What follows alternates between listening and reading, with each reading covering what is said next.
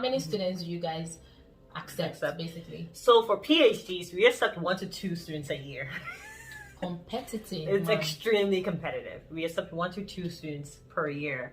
Yeah, it was not guaranteed funded, and that's why. So I have very different. I have multiple perspectives on everything, right? And let me tell you, funding is everything.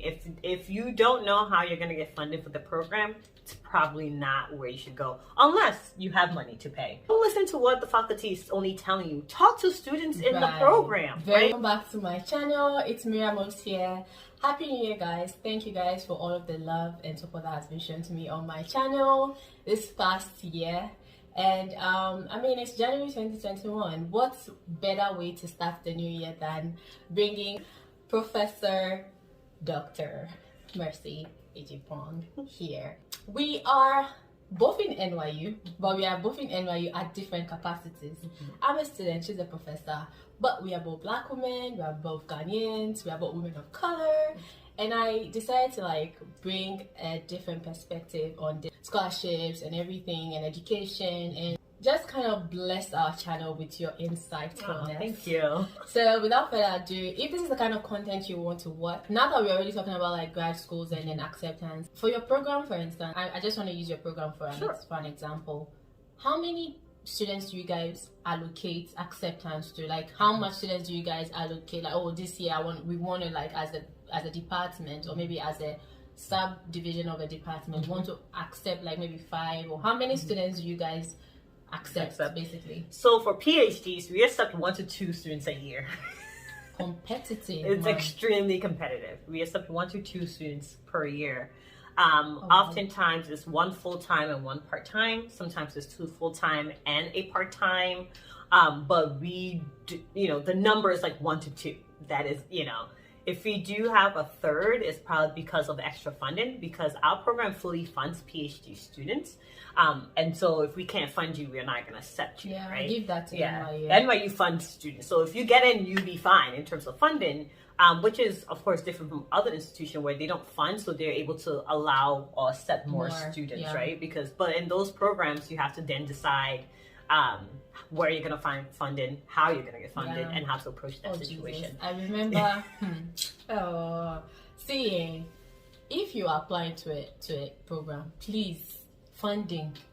Make sure you know the detail of the funding. Charlie, that's okay, we thank God. We thank God. Yes, and I can talk about this forever, right? Funding is very, very important. From a grad student perspective, you have everything. You have the grad student perspective, you have the professor perspective. Yes. Let me tell you, funding is everything. If you don't know how you're going to get funded for the program, it's probably not where you should go unless you have money to pay, which good for you if you could afford 5, 6, 7 years of graduate school, right? Of a PhD program. Great. Now, for us people who couldn't do that, we had to make sure that we're going into programs that either are guaranteeing funding, because there are programs who don't guarantee funding, but you can still get funding, right? And an institution like NYU, if they accept you, you're guaranteed funding for a number of years. That one is also important. Yes. I got an acceptance into first year, and I was like, so the remaining years, how am I going to pay?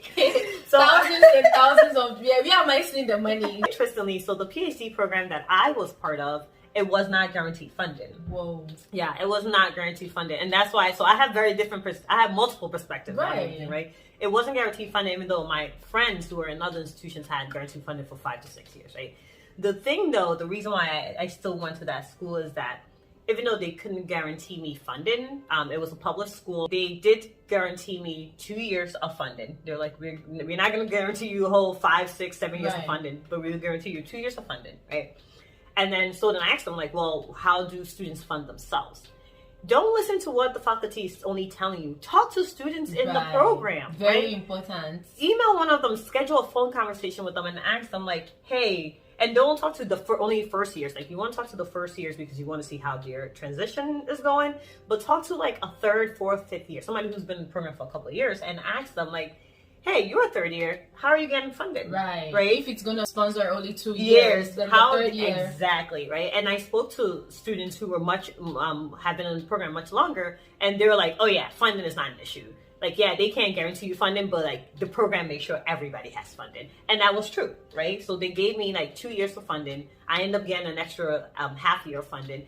And then the remaining time I was there, I was a TA, which was very easy to get. Very, like, it was easy common. to get, and it was also, it was very common, right? And it's good for you, right? It also gives you training, right? If you want to go into academia, which I knew immediately that I wanted to do that, I know that I need teaching experience, right? And so being a teaching assistant to other faculty members were great.